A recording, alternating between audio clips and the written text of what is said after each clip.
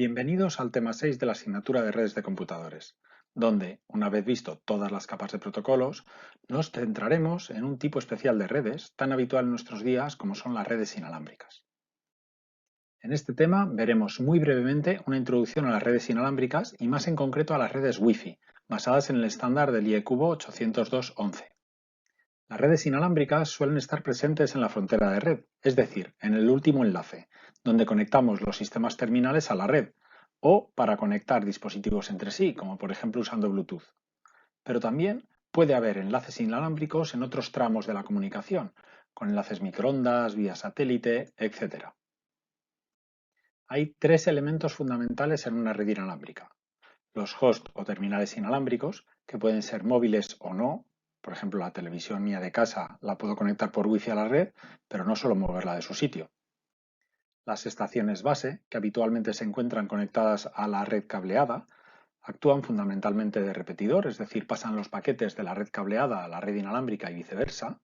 Y serían, por ejemplo, pues las antenas móviles o los puntos de acceso Wi-Fi o access point.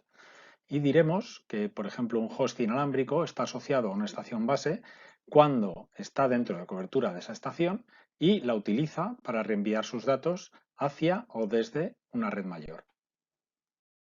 Y el tercer elemento sería el propio enlace inalámbrico, compartido por los diferentes hosts que se conectan a la estación base. ¿Cómo acceden esos hosts al enlace? Se controla mediante un protocolo de acceso múltiple o Multiple Access Protocol. Además, dependiendo de la tecnología empleada, tendremos diferentes distancias y velocidades alcanzadas. Por ejemplo, la tecnología Bluetooth, que tenemos aquí, el 802.15, se emplea en distancias cortas y alcanza velocidades relativamente bajas frente al Wi-Fi, que tenemos aquí, mientras que las tecnologías móviles, como el 4G, 5G, etc., alcanzan distancias y velocidades mucho mayores.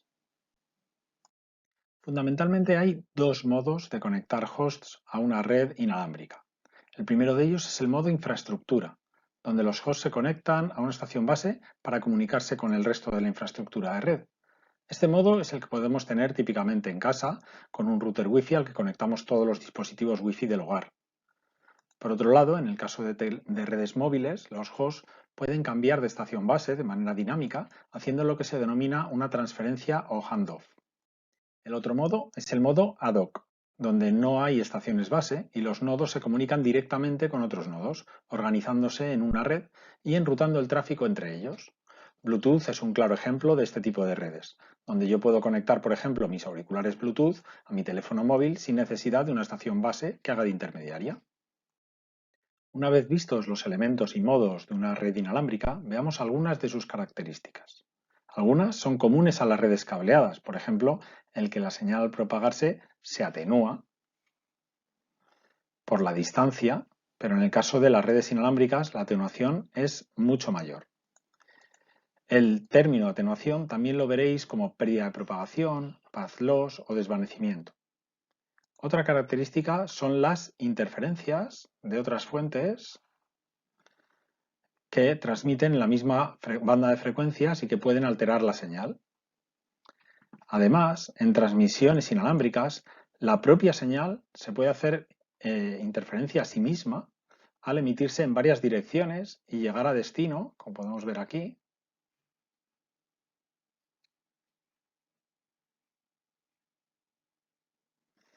en varias veces a distintos tiempos. Es lo que se conoce como propagación multicamino o multitrayectoria, que hace que la señal no llegue limpia a destino. Una de las características más importantes es la relación señal-ruido, o SNR, medida en decibelios, y que nos indica cómo de grande es la amplitud de la señal frente a la amplitud del ruido, por lo que a mayor SNR, mayor calidad de la señal tendremos y menor probabilidad de tener errores. Esa probabilidad de que haya un error de bit se denomina BER y disminuye a mayor SNR. Según cómo module la señal para transmitirla por el aire, podría alcanzar mayores velocidades. Aquí tenemos un ejemplo. Distintas modulaciones alcanzan distintas velocidades. Pero eso me incrementa la posibilidad de tener errores de bit al aumentar la velocidad. Es como si yo hablara más rápido. Tendrás mayores probabilidades de no entender lo que te digo. Una solución podría ser aumentar la potencia de la señal para aumentar la SNR, es decir, hablar más alto, pero eso consumirá mayor energía, por ejemplo en los móviles es importante, y también aumentaremos las interferencias con otras señales. Hay que llegar entonces a un compromiso entre potencia, velocidad, consumo y error que estamos dispuestos a aceptar. Por último, uno de los problemas más típicos en los enlaces inalámbricos es el de terminal oculto, donde tendremos un terminal B que es capaz, aquí tenemos un terminal B, o aquí, que es capaz de escuchar a otros dos, A y C, porque él los puede ver, A y C, pero entre A y C no se ven. Es decir, que por la atenuación de las señales, la señal de A sí que llega a B, pero no llega a C, y por tanto C no sabe que A existe, y la señal de C llega a B, pero no llega a A, y por lo tanto A no sabe que C existe. Pero ambos señales van a llegar a B, y cuando a B le llegan dos conversaciones a la vez, se van a producir interferencias y no va a entender ni una ni otra. Y además, los emisores no son conscientes de que están produciendo ese problema en B. En la comunicación inalámbrica, la señal se difunde por un medio compartido, en este caso el aire, por lo que lo podemos comparar a las personas que están en una fiesta hablando entre ellas. Esto implica que muchas veces se producirán interferencias y no se entenderán parte de las transmisiones porque se producen colisiones, cuando un nodo recibe dos o más señales al mismo tiempo. Los protocolos de acceso múltiple intentan evitar o recuperarse de esas colisiones, determinando cuándo y cómo deben transmitir los nodos que comparten un canal. Hay tres tipos de protocolos de control de acceso al medio: los que dividen el canal en slots de alguna forma, particionándolo, como por ejemplo por tiempo, el TDMA, o por frecuencia, el FDMA, o por código, el CDMA, asignando una parte del canal a un nodo de forma exclusiva. También están los protocolos que coordinan los nodos para que estos tomen turnos para enviar la información, bien mediante un nodo maestro que coordina el resto de nodos esclavos, como en Bluetooth, bien mediante un token que se van pasando para hablar, como las redes LAN de fibra, FDDI o las token ring. Por último están los protocolos que gestionan el acceso aleatorio al medio, sin dividir el canal, permitiendo por tanto colisiones, pero gestionando la forma de recuperarse de ellas. Los más típicos son los de sondeo de portadora o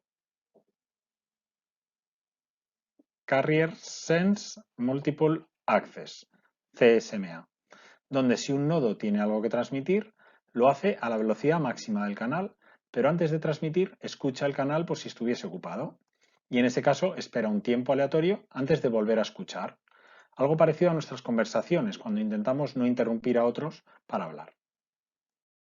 Este sondeo del canal, antes de transmitir, evita colisiones, pero no todas, porque a veces cuando emitimos desde un punto de la red, desde aquí por ejemplo, aún no hemos recibido la emisión de otros nodos que también han decidido emitir por esa misma red y que se produce por tanto una colisión.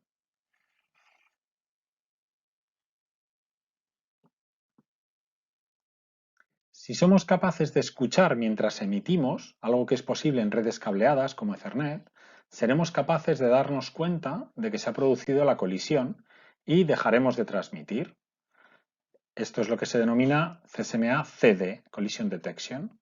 El problema es que en las redes inalámbricas no somos capaces de escuchar mientras emitimos, por lo que tendremos que emplear otro tipo de protocolo para evitar las colisiones, que es el CSMA-CA, Collision Avoidance. CSMA-CA, que veremos más adelante.